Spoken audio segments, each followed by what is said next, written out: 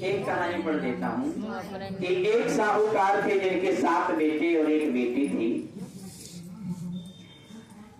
7 बेटे और एक बेटी एक बार सातों बहुएं जंगल में गई अपने ननद के साथ में। वहां एक ऐसे मिट्टी की खुदाई कर रही थी, तो वहीं पे मिट्टी के नीचे एक स्याहू माता की मांद थी। तो मिट्टी फाड़वे से कहीं स्याहू माता की मांद दब गई तो उनका एक बालक मर गया। स्याहू माता आई तो कहने लगी तूने मेरी कोख उजाड़ दिया, मैं तेरे कोख बांध दूंगी।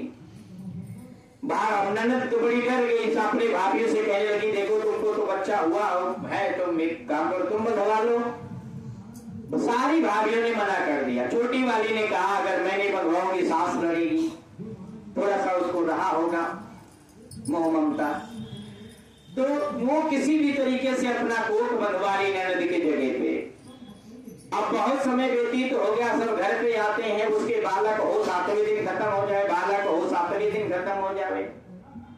पंडित को बुलवाया, देखो क्या कारण है ऐसा कि 7वें ही दिन बालक क्यों खत्म होता है। पंडित जी ने विचारा कि भाई तुमने ऐसा ऐसा स्याहू माता का क्या था, स्याहू माता ने कोख बांध रखा है, तो इसलिए तुम जा करके गौ माता की सेवा करो। और गौ माता की स्याहू माता जो है, जो सुरही गाय मां है, कामधेनु जिसको कह सकते हो, उनकी वो सहेली है, प्यारो है।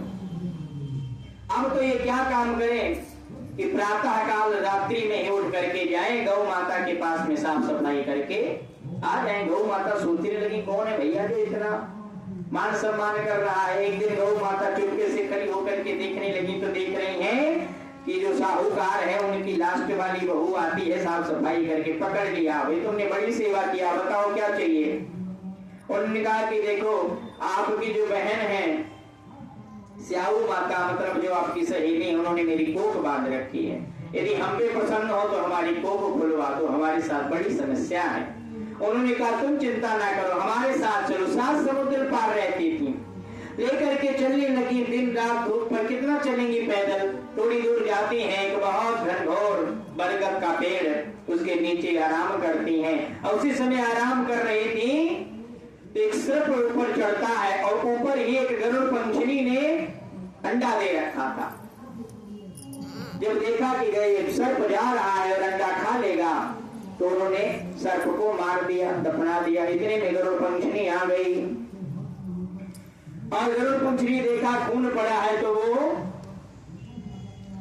बहू को झपटने लगी, मारने का प्रयास करने के। भाई हमने कुछ नहीं बिगाड़ा, हमने तो बल्कि तुम्हारे बच्चे को बचा लिया है, सांप जा रहा था उधर मार देता।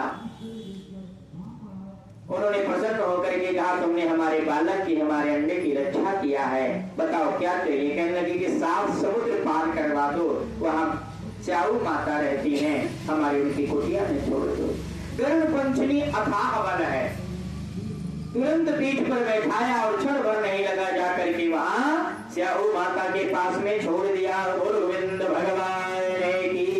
स्याहू माता के पास जब देखा, गौ माता को बड़ी प्रसन्न हुई, दोनों सहेली आपस में मिली। बहुत दिन बीत गया, कहां थी, इतने समय के बाद में मिली हो, मेरे सर में जूं बड़े पड़ गए हैं। और इधर गौ माता ने कहा था कि उसकी सेवा करने में मत चूकना, और जब सेवा करने में मत चूकना तो फिर बहू ने तुरंत मौका का फायदा उठाया और पूरे बाल वाल तरीके से करा करके बिल्कुल चिट्ठी कर दिया। वरदान मांगने के लिए कहा, कहने लगी जाओ तुम्हारी सेवा से मैं प्रसन्न हूँ, तुम्हारे 7 बहुएं 7 बच्चे होंगे। अरे माता जी कैसे होंगे, मेरी कोख तो आप ही ने बांध रखा है, संभव ही नहीं है।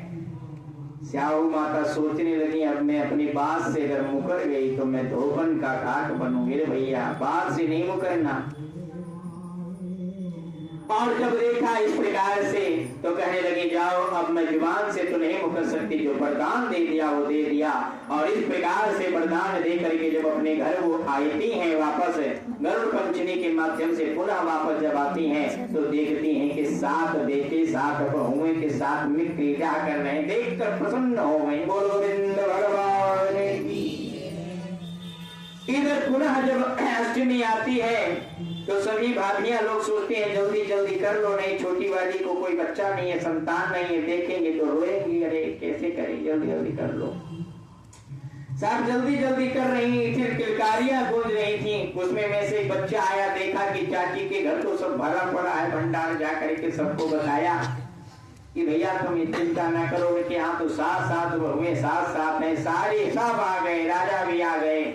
आश्चर्यचकित हो गया, कैसे हुआ? सब राजा ने ढिढोरा पिटवा दिया, ऐसा हुआ भैया। जो अष्टमी हुई का व्रत करते हैं, भगवान को धन पुत्र संतान से नमाजते हैं, भगवान उनकी मनोकामना को पूर्ण करते हैं। बोलो गोविंद भगवान की, श्री कृष्ण गोविंद हरे मुरारी, हे नाथ निवास